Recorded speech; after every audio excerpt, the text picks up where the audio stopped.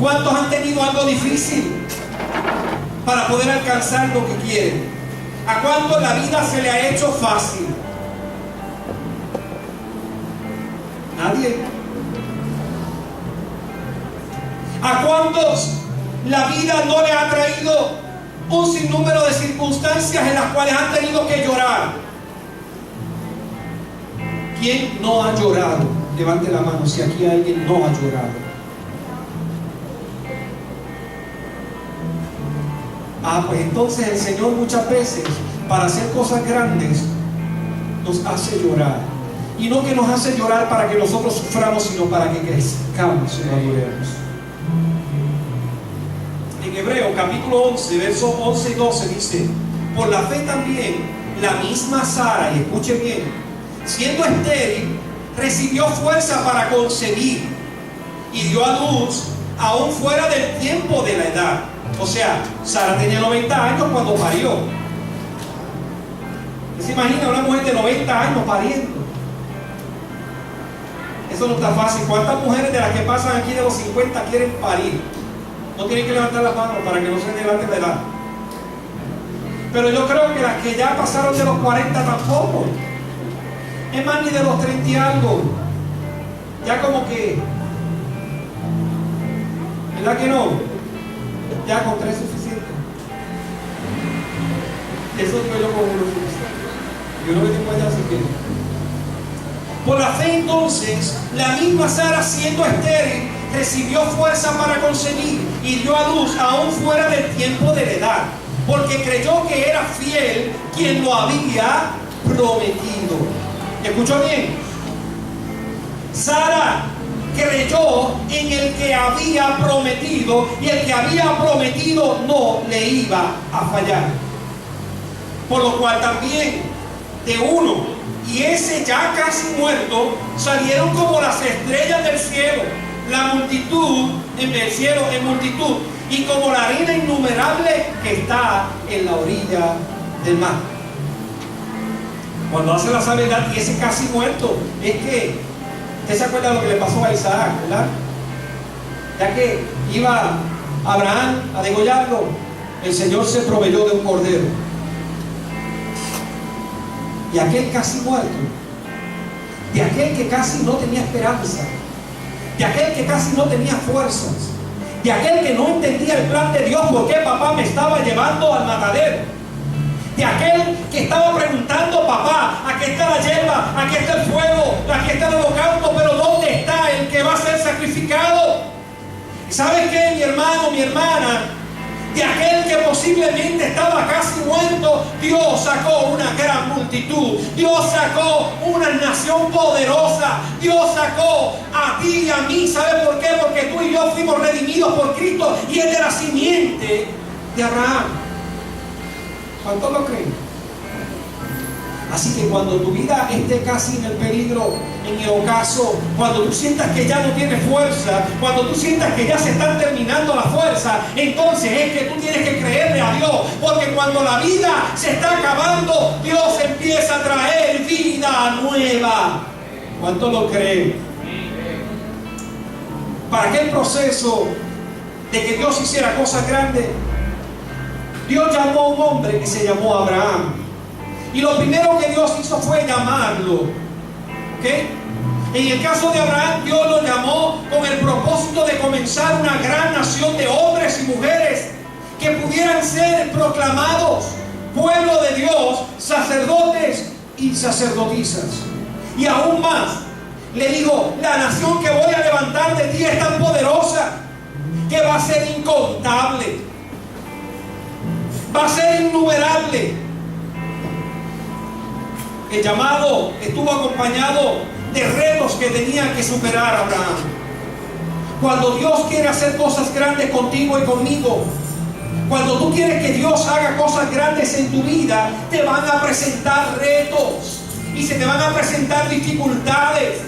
Cuando Dios quiere hacer cosas grandes en tu vida, las cosas posiblemente no se van a poner fáciles, pero si tú le crees a Dios, si tú andas del lado de Dios, Dios te dará la salida.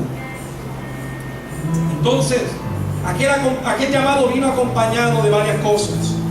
Dios le dijo: vete de tu tierra y de tu parentela a la tierra que yo te mostraré. Aquel llamamiento vino acompañado de una orden: vete a donde yo te estoy diciendo. Deja lo que conoces y a los que te aman para hacer mi voluntad. Alaba. Facilito. Eso es fácil. Ve a donde no conoces y no sabes, pero en su momento yo te voy a decir. Óigame, me parece que Dios estaba lanzándole un reto tremendo a aquel siervo. Le estaba diciendo: vete del lugar, de todo lo que tú conoces. No estés recostándote de lo que ahora mismo conoces, de tus capacidades, de lo que tienes a tu alrededor. Empiezas a depender de mí. Al lugar donde yo te llevo, tú no conoces a nadie, no tienes nada, pero yo voy a ser tu proveedor. Yo voy a ser quien va a estar contigo. Yo voy a ser el que te va a sustentar. Dios nos está invitando a que le creamos a Él, aun en los momentos en que nosotros no veamos lo que Dios quiere hacer con nosotros. El llamado fue acompañado de pruebas y se le presentaron para que demostrara su fidelidad, para que demostrara cuánto amaba al Señor. En medio del llamamiento que Dios nos lanza a nosotros, vienen muchos momentos de prueba, vienen muchos momentos de retos. Y a Abraham le lanzaron un reto tremendo, increíble.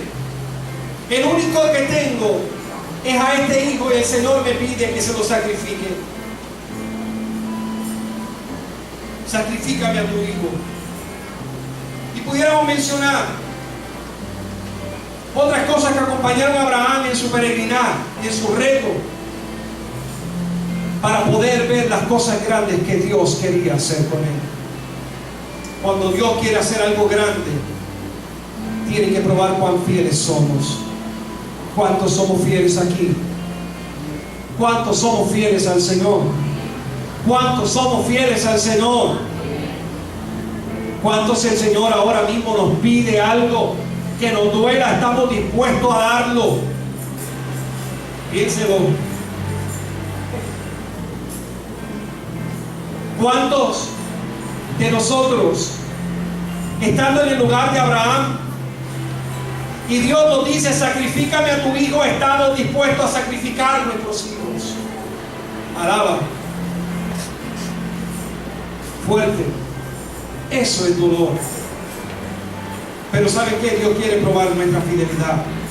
¿Cuán desprendidos somos de lo que Dios nos ha dado? ¿Y escuchó bien? ¿Cuán desprendidos somos de lo que Dios nos ha dado? ¿Cuán desprendidos somos de lo que Dios nos ha dado? Nada tengo, pues todo es tuyo. Y de lo recibido de tu mano, de eso te damos. ¿Cuánto lo creen? Otro varón que se enfrentó a unos retos en medio de su llamado fue Moisés. Momentos difíciles para Moisés. Tuvo que comenzar en un momento difícil. Y Moisés comenzó su historia cuando lo dejan en el río Nilo. Cuando lo dejan que vaya por el río y el río vaya llevándolo allá corriente abajo, a ver si alguien lo rescataba. Yo creo que la mamá ya tenía todo planificado. Pero ¿usted sabe qué? Era lanzarlo a un reto, a verificar si algo ocurría. O sea que su llamamiento comienza con un momento difícil. La hija de Faraón lo rescata, lo adopta y lo cría y lo crece y lo hace crecer en una cultura ajena a la cultura de su padre y su madre. Moisés crece en la casa de su enemigo. ¿Escuchó bien? Moisés crece en la casa de su enemigo. Su enemigo le da comida, su enemigo le da vestido, su enemigo le da educación, su enemigo le da todo lo que había, preparando a aquel varón que fuera un hombre fuerte para que Dios lo pudiera usar. Porque ¿sabes qué? Que Dios le quita al enemigo lo que él tiene y se lo entrega a sus siervos y a sus santos, a los que somos fieles. A eso el Señor le arrebata al enemigo y se lo entrega, y se lo entrega, y se lo entrega. Pero tenemos que creerle a Dios, tenemos que movernos en esa fe, en esa parte que dice esa palabra: inténtalo. ¿Cómo podemos alcanzar algo si tan siquiera ni me atrevo a intentarlo? ¿Cómo puedo proclamar que en mi vida va a haber algo nuevo si yo no lo intento? Si yo no me atrevo. En el reino de los cielos se hace violencia y solamente los valientes lo arrebatan. Tenemos que ser valientes. ¿Sabe qué?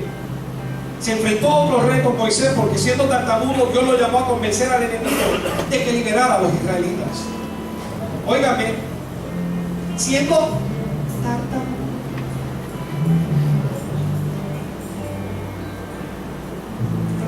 Hablábamos en las conferencias que recibí allá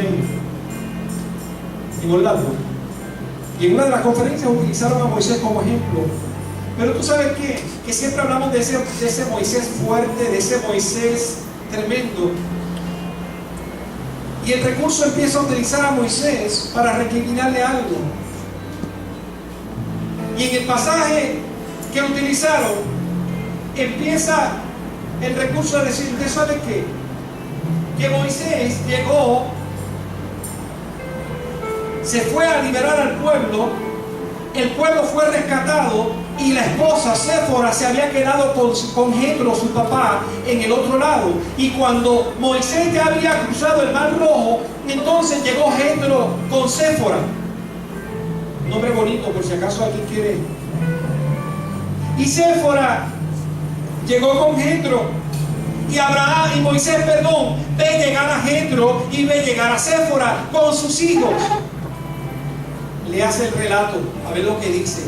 Dice en el relato que Moisés se encerró hasta el otro día a hablarle a su suegro Jetro todas las maravillas que Dios había hecho en medio del peregrinar, de todo lo que Dios había hecho en medio del pueblo de Egipto, de Dios había hecho a través del Mar Rojo, y empezó a contarle las maravillas que Dios había hecho. Y dice el relato que estuvieron hasta el otro día y que Jetro fue y adoró a Dios por las cosas que él había hecho. Y al día siguiente Moisés se levantó y se fue a hacer lo que siempre hacía, que era servir de juez ante todo el pueblo. Cuando usted tenga tiempo lo lee y hágase esta pregunta: ¿y se fue de sus hijos? ¿Qué pasó? No dice en ningún momento que Moisés se sentó con Séfora de sus hijos.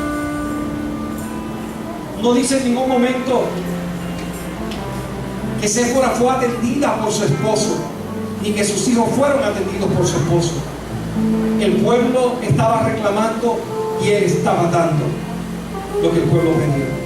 Y después viene la sugerencia de Jetro de que lo divida en partes, en grupos pequeños, y que pueda designar gente por grupos. Pero me parece que Moisés, en medio de la algarabía y en medio de todo lo que estaba ocurriendo, se estaba olvidando de algo bien importante. Cuando Dios está a punto de hacer algo grande, no nos podemos olvidar de lo que Dios ya hizo, de lo que Dios ya ha establecido para nosotros. Cuando Dios está a punto de hacer cosas grandes, no podemos dejar a un segundo plano lo que ya Él ha hecho por nosotros, para nosotros y a través de nosotros. Tenemos familia, tenemos una iglesia, tenemos una responsabilidad con Dios. No podemos pensar que Dios se ha equivocado con nosotros al escogernos. Porque si Dios te ha escogido, ¿a cuántos Dios ha escogido aquí? Levante la mano los escogidos. Los que se van para el cielo, levante la mano. Dios tenga misericordia de los que no levantaron la mano. Si estás aquí hoy es porque Dios ha planificado algo algo grande y hermoso contigo. ¿Cuánto lo creen? Díselo al hermano que tienes a tu lado: Dios ha planificado algo grande para mí. Pero decláralo. Dios, dile, Dios ha planificado algo grande para mí. Lo recibo, lo recibo, lo recibo. Dale gloria a Dios. Aleluya. Dios ha planificado cosas grandes, pero tenemos que creerle a Dios. Tenemos que intentarlo. Tenemos que poner a prueba, como Dios nos dice en Malaquías 3:10, probadme. En ese caso dice probadme en esto. Pero yo creo que Dios quiere que nosotros hagamos una prueba de fe. Porque sabe, a Dios no le hace falta ni tu diezmo ni tu ofrenda. Dios lo que quiere es tu obediencia. Y en ese versículo habla de obediencia.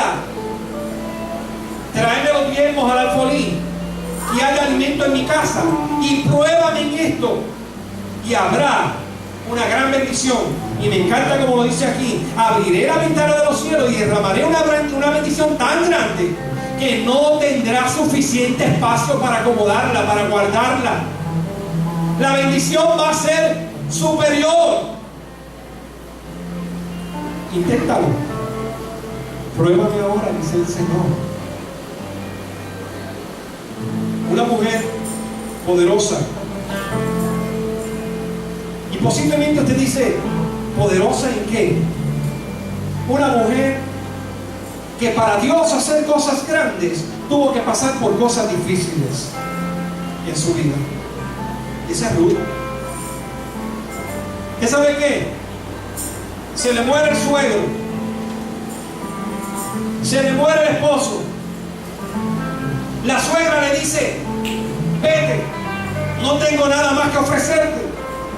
Y ella insiste en quedarse. Llega la hambruna, no tienen que comer y se tienen que ir a buscar.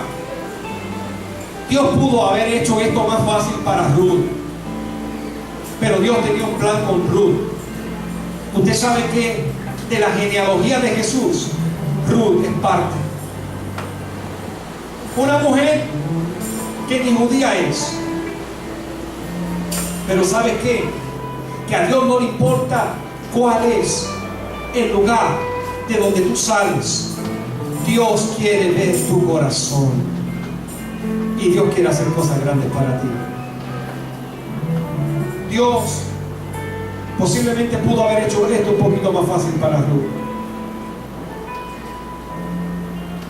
¿Por qué pierde a unos seres tan queridos, tan seguidos, este personaje? ¿Por qué Ruth perdió tan seguido a aquellos dos personajes, aquellas dos personas importantes en su vida? El sufrimiento de Noemí era parte del plan de Dios. Dios quería que Noemí sufriera de esa manera.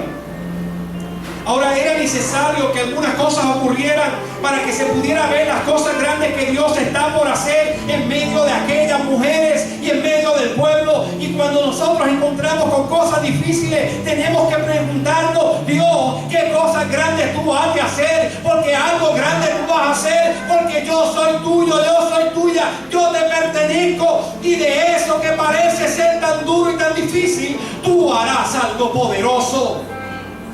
Tenemos que declararlo, tenemos que creerle a Dios, tenemos que movernos en la fe, tenemos que declarar con nuestra boca lo que vamos a recibir.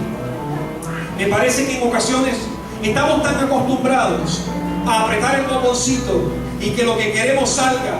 Y voy a la máquina de jugos o de agua y echo el pesito y aprieto el botón y salió el agua y me lo tomé. Abro el grifo y sale por ahí el agua y ya tengo para bañarme.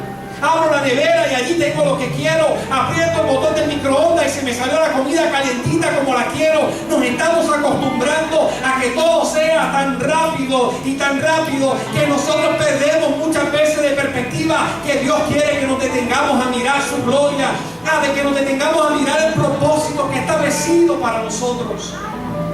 Y muchas veces perdemos el propósito de Dios en medio de estas partes. Estamos tan acostumbrados a que todo salga tan rápido Y creemos que en el ámbito espiritual aplica igual. Yo oré y mañana tengo lo que quiero. Porque muchas veces también hacemos oraciones de microondas. ¿Usted sabe cuáles son las oraciones de microondas? Esas que usted puede sentarse a esperar la respuesta rápida. Pero muchas veces el resultado no es lo mismo. ¿A cuánto le gusta calentar pizza en el microondas? ¿Sabe cuál? Caliente el pan, a veces no le parece chicle.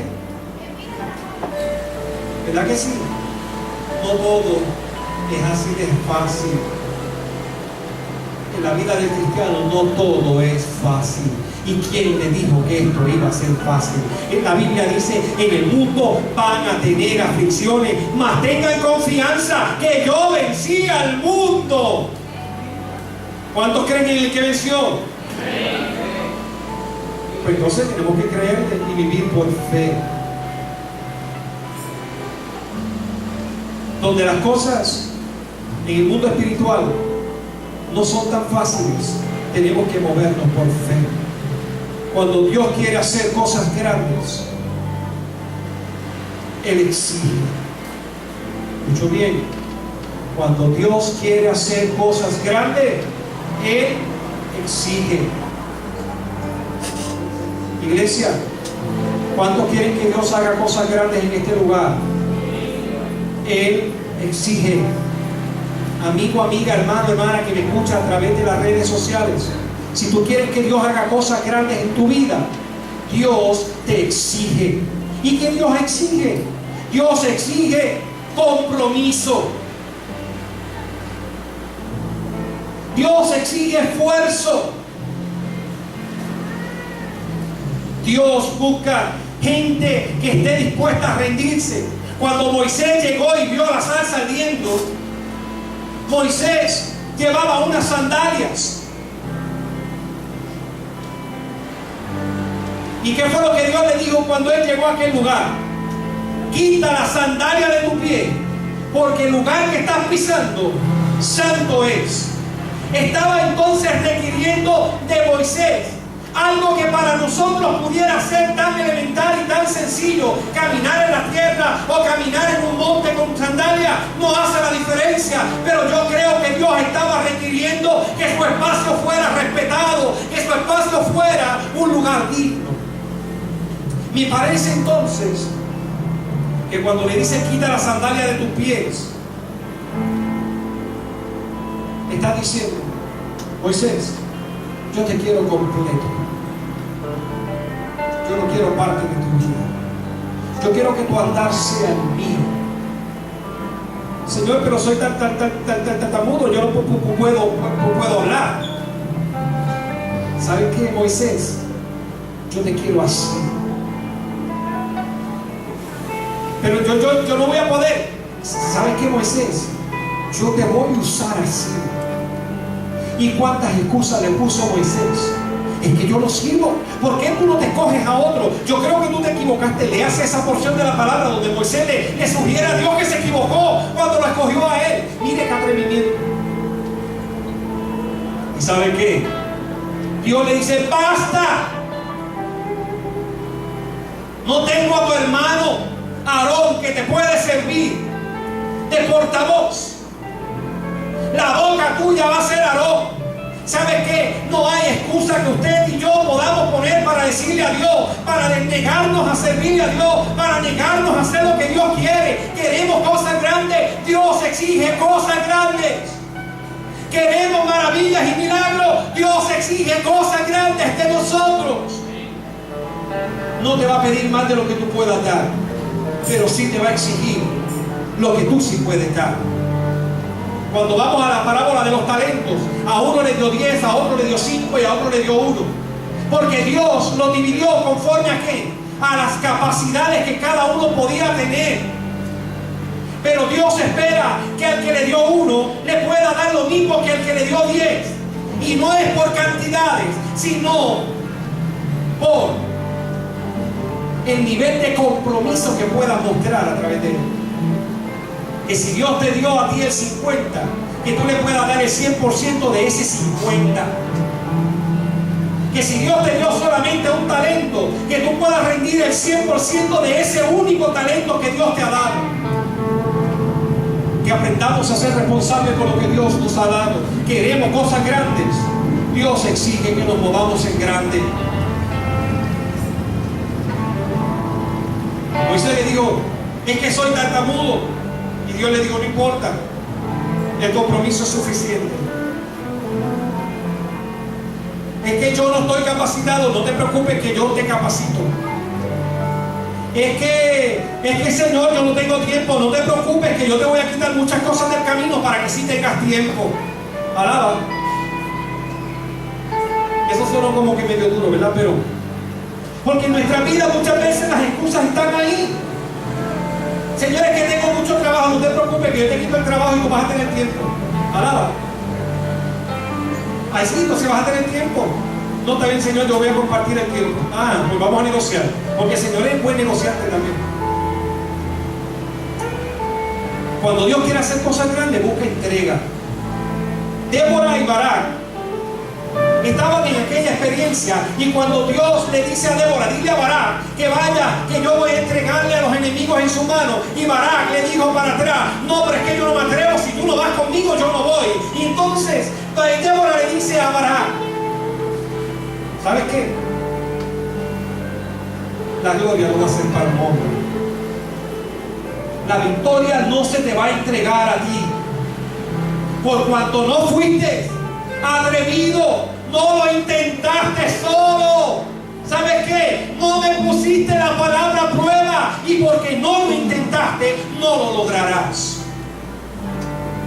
¿Cuántos de nosotros nos rendimos antes de que nos den el reto? Ah, pero es que si eso yo no me atrevo. Ah, pero es que si eso yo no voy. Ah, pero es que eso es muy grande para mí. Ah, que eso es muy chiquito. Ah, que eso es demasiado difícil. O que es demasiado tiempo. O que hay que esperar demasiado. O que es que cuántas excusas nos podemos inventar. Y Dios nos dice, ¿sabes qué? Déjate de excusas. ¿Quieres algo grande? Inténtalo. Métete conmigo. Dios exige fe. Si tuvieras fe como un grano de mostaza, tú le dirías a esa montaña, muévete, y ella se va a mover.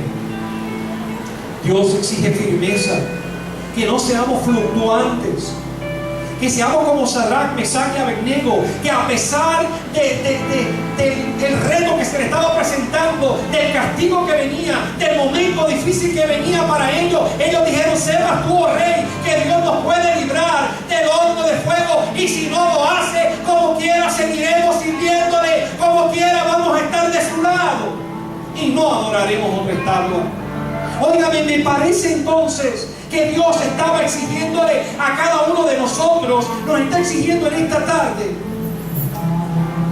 que si queremos ver la gloria de Dios, el poder de Dios, la manifestación de Dios, o lo grande que Dios quiere, puede, quiere y tiene que hacer con nosotros, que nos entreguemos, que le creamos, que seamos firmes.